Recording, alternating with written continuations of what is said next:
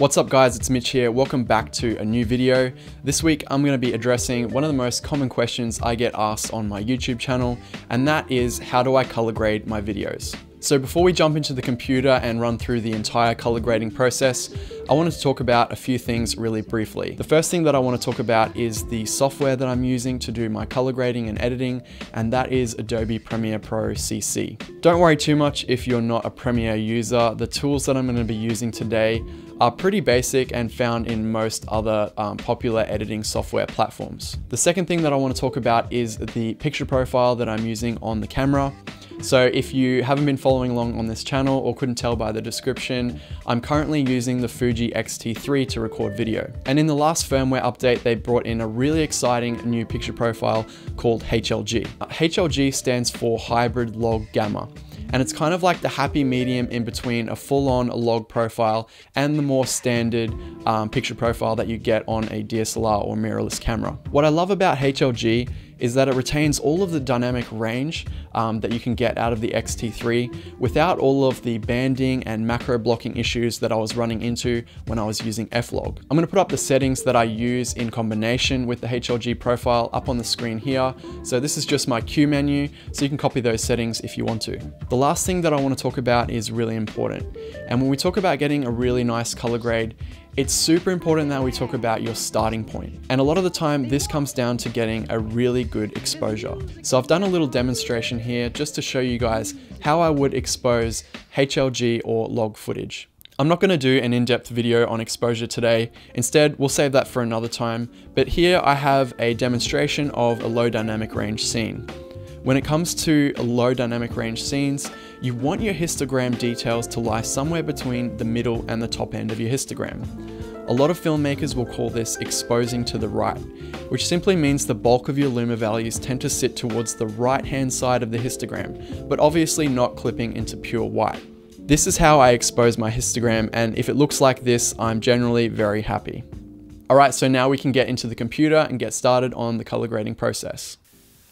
Alright guys, so here we are in Adobe Premiere Pro, and as you can already tell, I've created a new project, and I've also loaded in all my clips here in the project window so you can see them all there.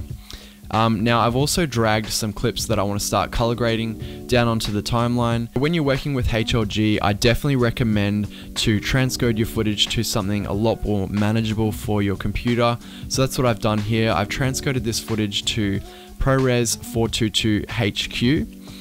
It's just making it a lot easier. Look how smoothly we're playing back this 4K 60p footage from the Fuji. H.265 does take a lot more processing power than H.264, so just keep that in mind. I definitely transcode all of my footage from the Fuji cameras, especially when I'm using H.265. So you'll see that I've got my Lumetri scopes open here, and this is really important. I'll show you why in a second. But basically, to get this panel open, you want to go to the window menu and then go down to Lumetri scopes and just select that. It'll show up. I like having it nice and big here while we're working on the luma correction. So the first thing you want to do with your footage is come over here to the Lumetri color tab. So if you come down here to the input LUT, browse. This is actually a LUT that Fuji supplies. I'll leave a link in the description below, but essentially you want to choose the F-Log F-Gamut to F-Log BT709. Now we select that, and if we just toggle this on and off here, you can see that it doesn't actually change our gamma levels. It only changes the color. And you can see the dramatic effect in the skin tone. We're starting to get those true colors back. So this is the HLG look straight from the camera, and then that's after we've applied this LUT. So I think this is a little bit too crazy in terms of the saturation. So the next thing I'll do is I'll actually bring the saturation down to 80. So you can see there that looks a lot better with a little bit less saturation. So the next part is we're going to come down to our color wheels and match and open this tab here. Now this is where we do our gamma correction. So essentially how Scopes works is we've got a waveform here, and this represents all of the color and luma values in the actual shot itself. So if we move and scrub through the footage here, you can see that those values move around.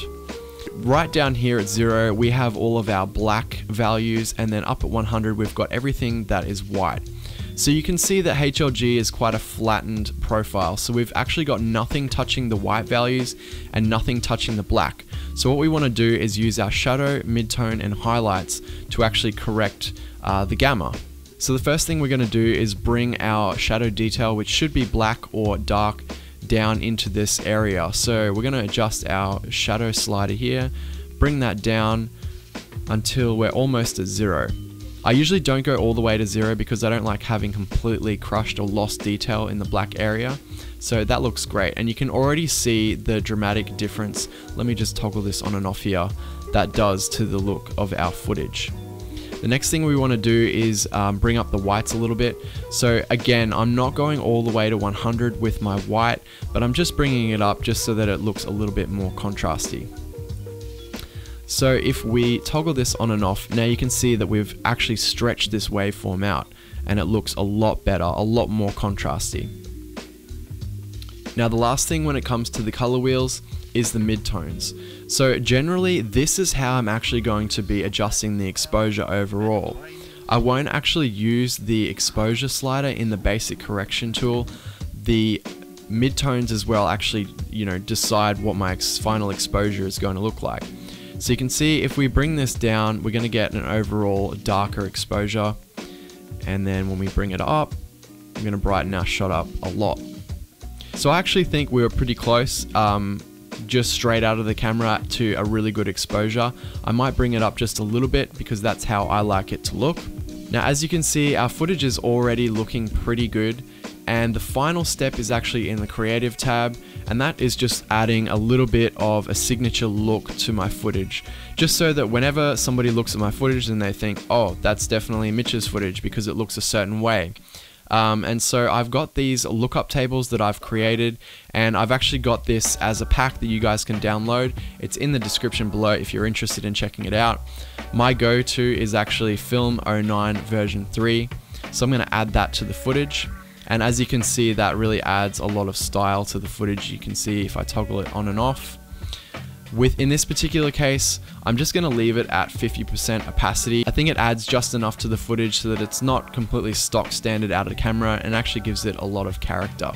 Alright, so on to the next clip, and I'm just going to really quickly go through and follow the same steps as before. Dropping my saturation to 80. And I'm going to go down and once again bringing those shadows down so that we're almost touching 0. It's pretty good. And we'll bring these highlights up. Oh, a bit too far. You'll really see it when you start to clip those highlights. And I think there is good. And now we're going to use this midtone slider to actually bring down our overall exposure this time. I feel like it was a little bit too bright. And you can see how we're really just capturing all the detail within this scene, without blowing out the highlights, without crushing the blacks. That's the beauty of HLG here. And then we're just balancing it in post. So I'm actually going to bring down the shadows again, because as you adjust the midtones and the highlights, you are going to see a little bit of a shift. So you can go through and kind of balance the image out.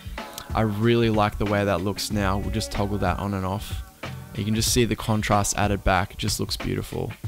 And then once again, we're going to go into our creative tab and I might choose a different lookup table just to show you guys this time. This is the Film 10 V2. And again, I'm just going to give that a little bit of opacity, maybe somewhere around the 50 mark, I think. And that looks fantastic to me. So I'm just going to toggle this grade on and off just to demonstrate. So going into our effects panel. So that's the before and that's the after. If you also want to correct your white balance in the shot, you can easily do so with the color wheels and lumetri scopes as well. So you need to identify something in the shot that's white or gray. In this particular case, we've got this white wall here behind Izzy. And on this side of the frame, it seems to be the brightest part of the frame. So that would probably be represented by this top line here on the left side of the scopes. So whatever is in this frame is represented visually here in the scopes. And so what we want is for this area of the scopes to be completely white. Now you can see that it is a white line for the most part. So we're very, very close to our desired white balance, but all we need to do, as you can see, there's a little bit of blue on top, is bring that blue back down. So we're going to use our mid-tone color wheel here, and we're actually just going to push away from blue. And as you'll see, the blue is going to come down, and now we've got a little bit of green above the line. So we're also going to push away from green. So I'm going to bring that up a little bit towards magenta. Oh, and that's too far. So we want to come down just a little bit. And that looks pretty good. I'm definitely a massive fan of getting your white balance right in the camera, but it's good to know that you can also do that easily with HLG footage using the color wheels. You can also use the basic corrections tab, but I definitely prefer using the color wheels. Of course, now you can come in and just simply copy that lumetri layer.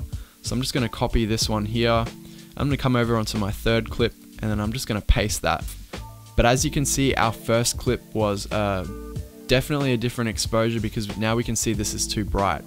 So I'm just going to come into my lumetri color, open up my color wheels, and I'm just going to bring down those midtones to a point where I'm happy with it.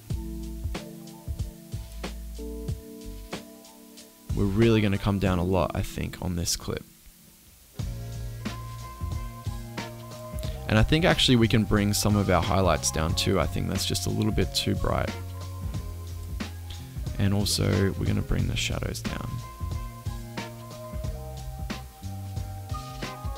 Okay, that looks great. So that's pretty much it, guys. Really simple, really straightforward. I love HLG as a starting point for the grade. It's an awesome profile, as well as using the tools that Fuji give us and the color wheels and lumetri scopes.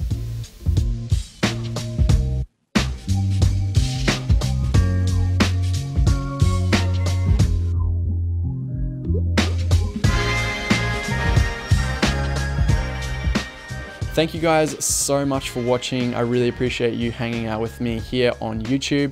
If you liked this video, make sure you leave a thumbs up, and any questions, just leave them in the comments section below. I try to help out as many people as I can. If you want to see more content like this, make sure you subscribe. Thanks once again, and I'll catch you guys in the next one.